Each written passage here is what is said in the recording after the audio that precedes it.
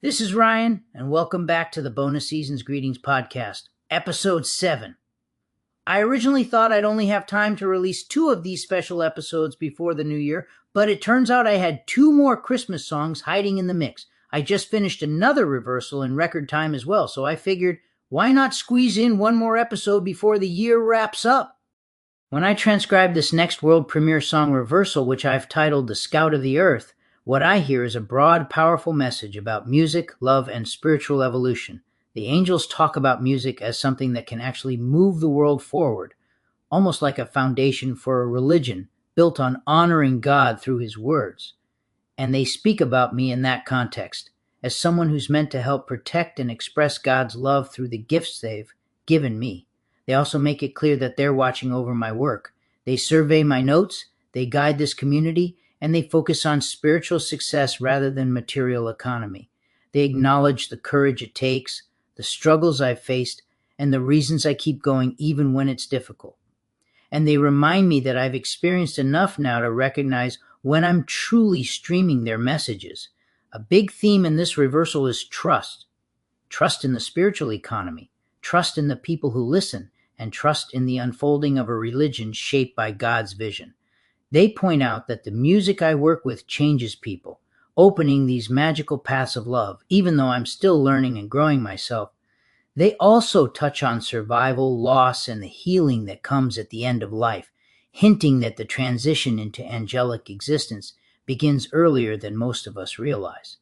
And the message ends with a request that we all keep seeking love, letting the angels reach out first and speak through me. They call me the scout on the earth, the one who marks the words and helps guide others along the way. Every time I work on a reversal like this one, I feel that familiar hesitation rise up. The part of me that wonders whether I should really share messages that lift me up so strongly. I never want people to think I'm trying to glorify myself, but I've learned to look at these reversals differently. Sometimes the angels speak in ways that answer questions people have about me, about this work, and about why I believe this could grow into a new kind of religion, one rooted in love, spiritual communication, and the evolution of humanity. So instead of hiding the parts that feel too encouraging, I try to honor them. I try to see them as reminders of the responsibility I carry, and the reassurance the angels give when the path gets heavy. This reversal of Underneath the Tree by Clarkson is one of those messages. It speaks about music, love, spiritual leadership, and the role I'm still learning to grow into. Whether you take it literally, symbolically, or somewhere in between, I hope you listen with an open heart. Like usual, I would like to go over the lyrics of this reverse song before you hear it. This helps to give you an idea of what the song is about and allows you to have a better understanding of the reverse lyrics as they come. These are the reverse lyrics for Underneath the Tree by Clarkson. Music will bring the whole world forward in our religion that all can honor. That honor believes that our love triumphs with God. Ryan, you'll savor that love and all the gifts we have. He knows angels survey his notes, and Ryan shall be listening as our angel-led group has the economy in reverse with paths of spiritual success. As you seek more love, we angels will so search, seeing strength in lots of words he puts out. He has experienced it enough. He knows it's him streaming the angels. With courage, he alone tussles everything, and he's so full of reasons. He believes that friends of God can be in defense of all, and your frequent survival. But while he is speaking with us, he learned that most trust the economy be delivered. As the faithful listen, they'll have this to count on, and the answers that surface in a religion marked by God's vision. He has his music he knows changes the way he has known magical paths of love, and he has a lot to learn. He has never success through your losses. Some survive to learn the same as him who don't question the dogma. Ryan feels the end of life heals while on the road passing the moment we begin as angels. He asks a special favor to caress and seek more love as we angels reach out first and speak to the best man who marks the words. He's the scout on the earth.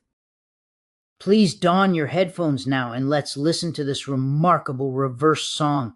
Most have to go through it a few times before they catch it all. Good luck, visionaries, and may God deliver you true happiness with a Merry Christmas and Happy New Year.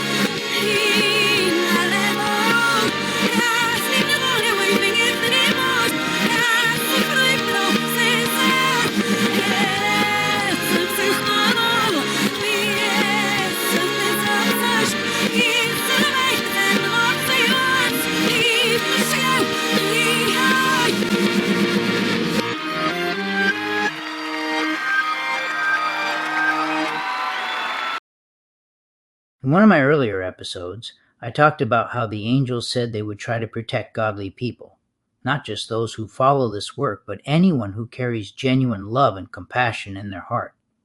Over time, I've learned that this protection doesn't always come in dramatic ways. Sometimes it's subtle. Sometimes it's a nudge, a moment of awareness, or a split-second decision that keeps you safe. And recently, I experienced that firsthand. As many of you know, I travel back and forth from my workplace twice a month. I spend a week at a time up north, where the quiet helps me focus on my research and recordings. It's peaceful there. No interruptions, no distractions, just the stillness I need to work. On one of my recent trips home, the weather turned quickly. Snow started coming down hard, and visibility dropped.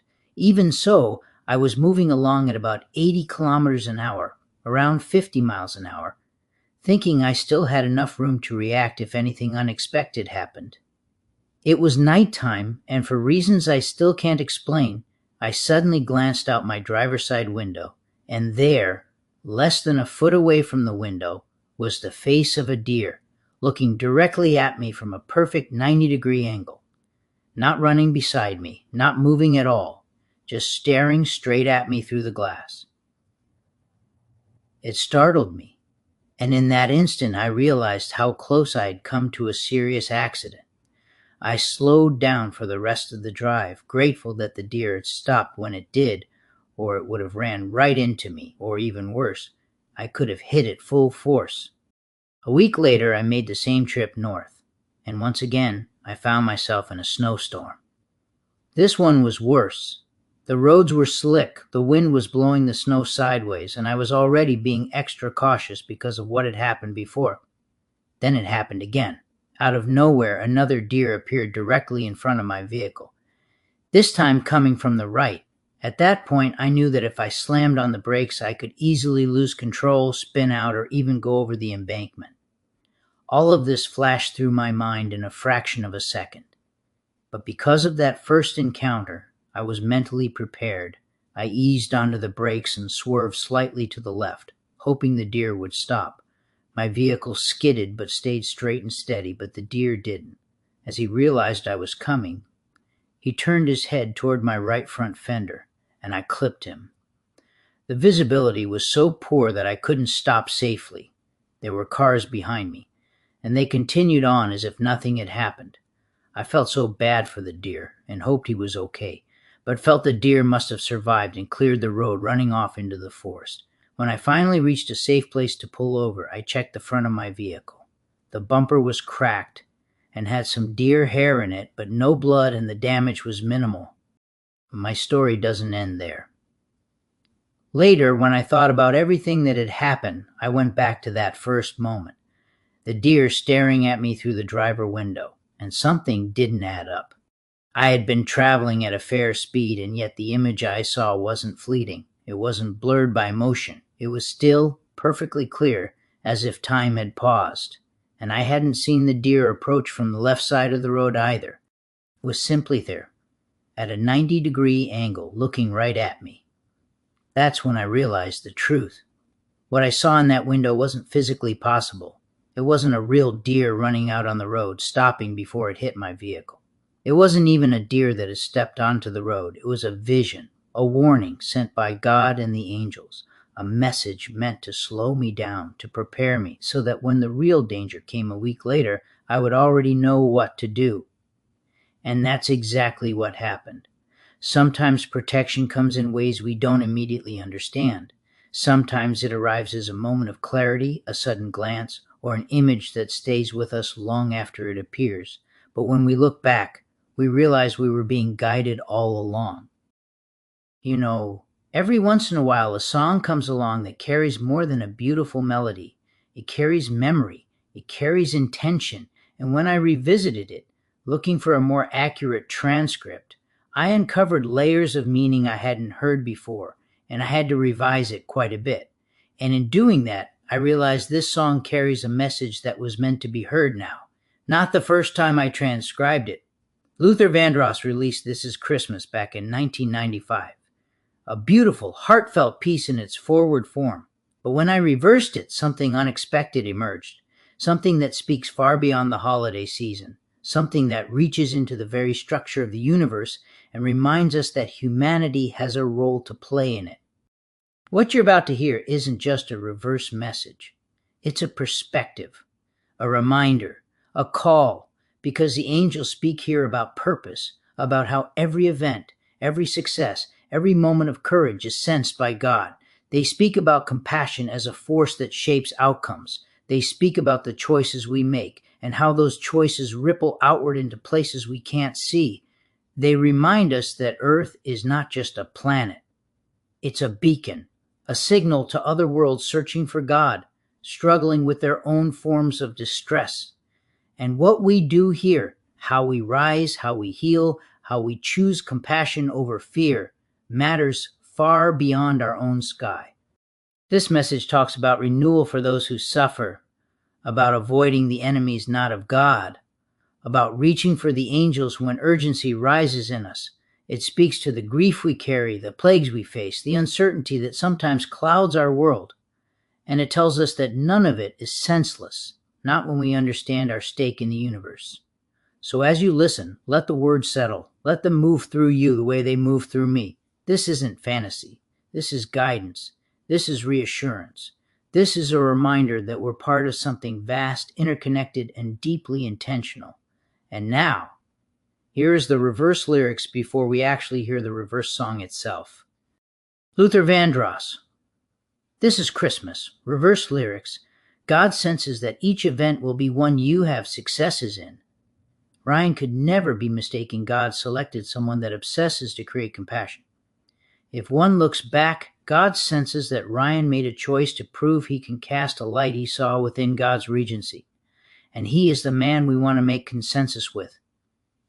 In Ryan, we have found what you will need, for he's just waiting for some help, and some will agree it's not fantasy. We'll bring the faith home for our Father, and next engage in every smart way. It will involve the very angels that give these songs and harmonies that are released from us. We must try to avoid enemies not of God, and trust he has this faith you may feel all the way. Some senselessly try to comply to evils affecting most of them. If someone then observes to seek courage that's lost, we angels shall nurse them all the way. For arms who suffer will find renewal to live again. If someone is beginning to feel the urgency, we prefer some will reach for us some way and greet as support for the many, provided they resolve some grief. If life's uncertain and there's this plague that makes a world of death, it's so senseless in our universe when you have a stake in most of it. If some will then sense the urgency, it's our vision that Earth is a beacon for every world who's on a search to please God, while other worlds are in distress. In some centuries, a sense of purpose is met to call off the death and see how peace thwarts atrocities born in evil. Now let's listen to this evolving reverse song with a story of humanity's possible future.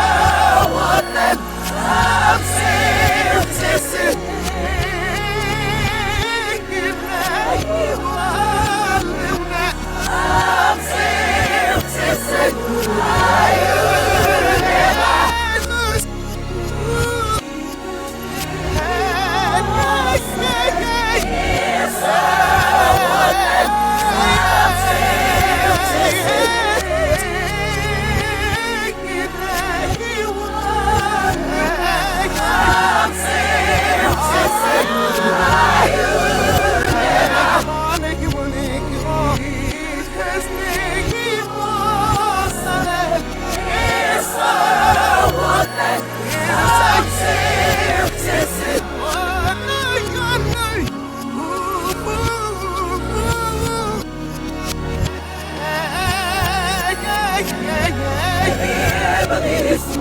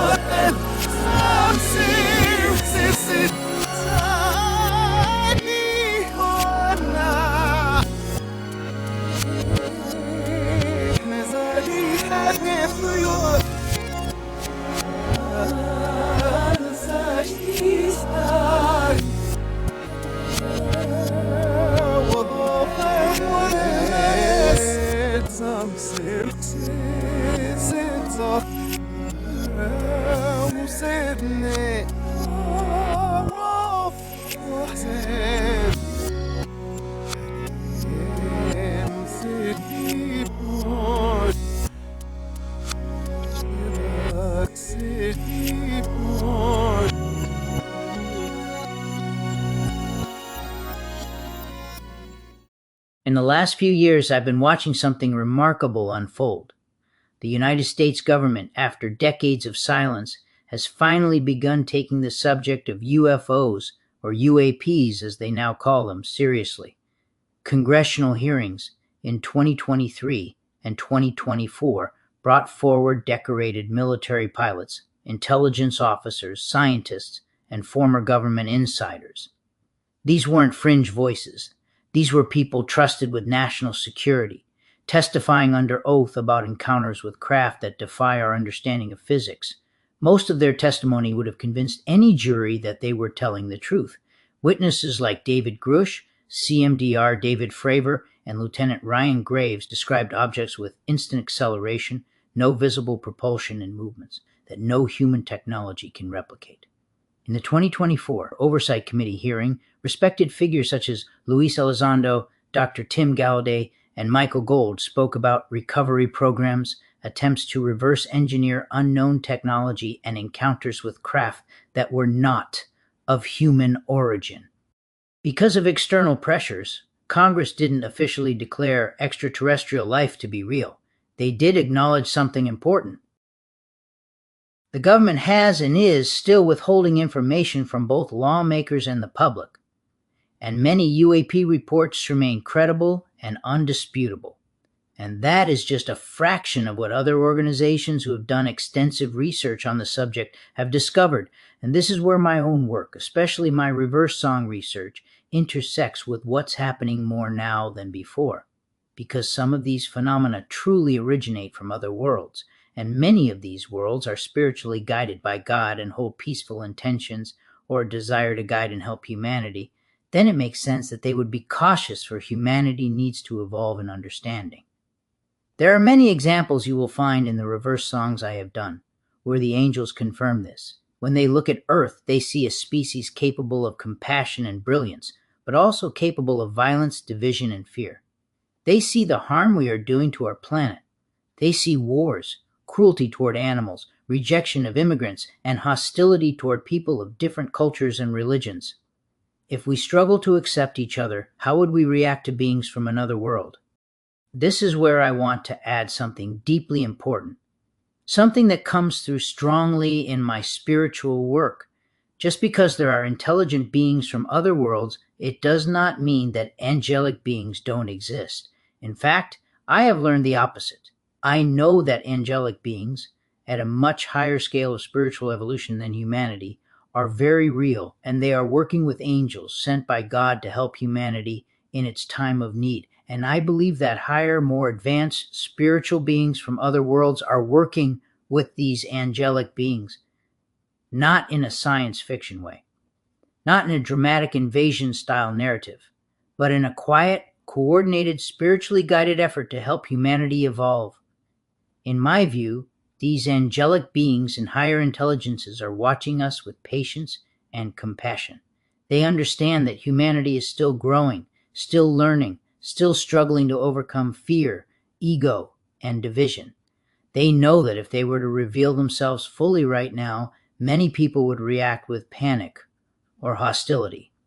Some would try to harm them. Others would reject them outright because of their beliefs, or they may have ulterior motives. And so these beings wait, not out of fear, but out of wisdom. So from what I've come to understand from my own perspective is that they are helping us quietly from behind the scenes. They guide us in subtle ways. They inspire us when we're open enough to listen. They nudge humanity toward healing some of our deepest wounds, our violence, our prejudice, our inability to recognize the divine spark in one another.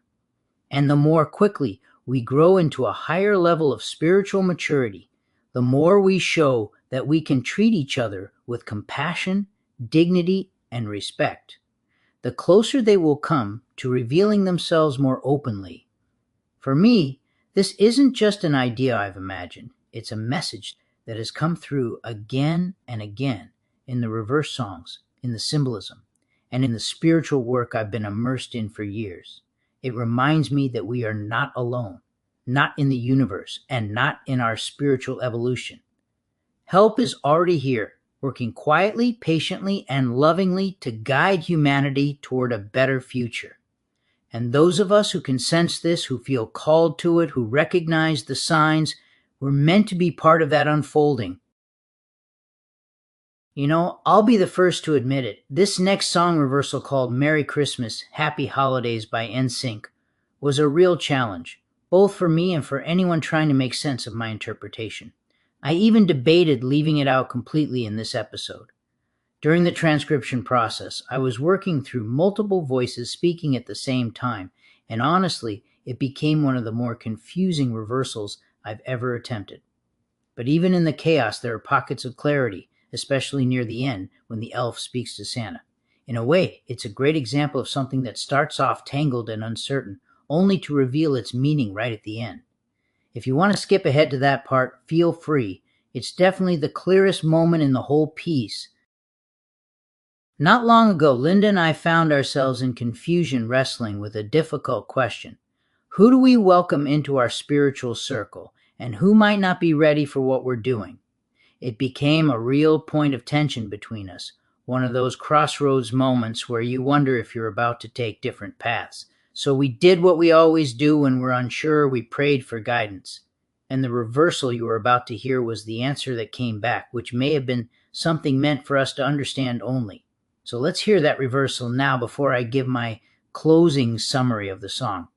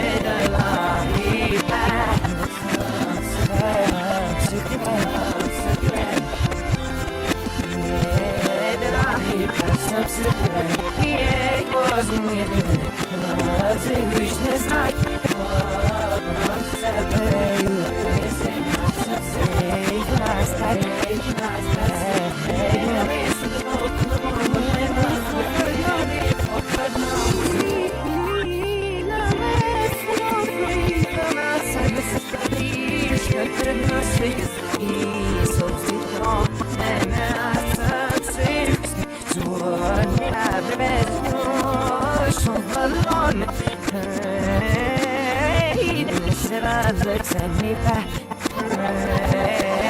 She just knows traps. Yes, I look so empty. I've been watching me to last.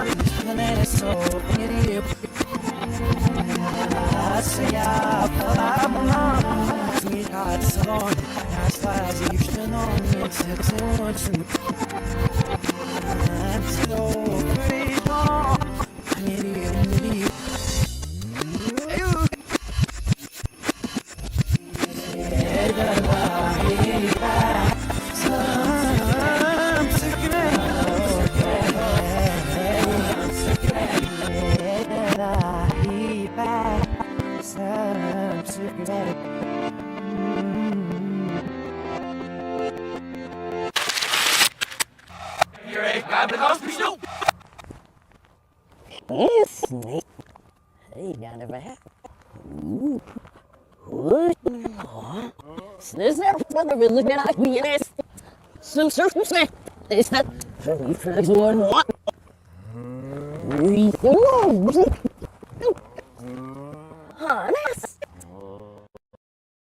So this is what we understood from the messages and somewhat clouded philosophies that came through in the reversal.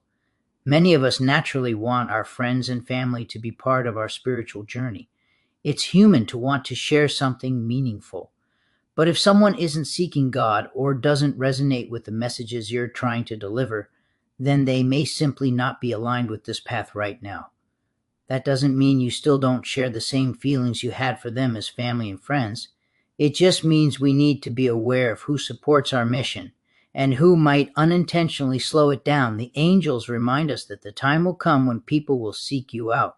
When they're ready, they'll want to learn, to listen, and to explore the philosophies behind reversing evil with the help of the angels. But readiness can't be forced. When it comes to relationships, friends, partners, even family, we have to be mindful. If someone isn't genuinely seeking God or doesn't believe in what we're doing, they may not share the same dedication. Some may even pretend to believe just to keep the peace, but that kind of mismatch eventually creates tension. And sometimes the people we love the most are the ones who struggle the hardest to understand our path. One of the biggest lessons the angels give us is this: pushing someone towards something they're not looking for can damage the relationship. Especially around Christmas, when emotions run high and families reconnect after long stretches apart. And if you're forming new relationships, it's important to consider what happens down the road if your spiritual paths don't align. Eventually, someone may feel pressured to convert or pressured to resist. The angels always bring us back to the loving path. When we choose love first, we receive the peace, joy, and clarity we need. I used to feel disappointed when someone I cared about didn't believe in what was happening. But I learned that disappointment isn't the loving path. The loving path is patience. The loving path is example. Sometimes the only way someone understands your connection to God is by seeing the change in you, your peace, your joy, your transformation. And when they see that, they may want it too. So whether you're stepping into the role of a visionary or simply seeking the love of the angels, take this as guidance. God will bring the right people into your life at the right time. How you interact with friends is entirely your choice. But be aware that not everyone is ready for this journey, and that's okay. Some may even distance themselves for a while. Christmas is a time for connection, for warmth, for family and friends. Enjoy it fully, and remember, God and His angels walk beside you, No matter who else does or doesn't understand your path, here are some sayings that may help you if you experience this. Spiritual readiness is like fruit on a tree. You can't force it to ripen by squeezing it. You just nurture the tree, and the fruit ripens when it's meant to. One of the greatest gifts God gives us is free will. If we take that away from someone, even with good intentions, we're stepping outside the loving path. Boundaries aren't walls. They're doors with handles on the inside. You decide when to open them, and others decide when they're ready to walk through. Your job isn't to convince. Your job is to shine. People who are meant to walk with you will recognize the light. Christmas magnifies everything: love, stress, expectations, hope. It's the perfect time to practice gentle presence instead of persuasion. A visionary doesn't chase followers. A visionary walks their path so clearly that others can find it when they're ready. I truly hope you learned something from this final Christmas episode and wish that God and the angels give you peace and joy along with something special over the holidays. Bye for now, and I hope to see you here in the new year.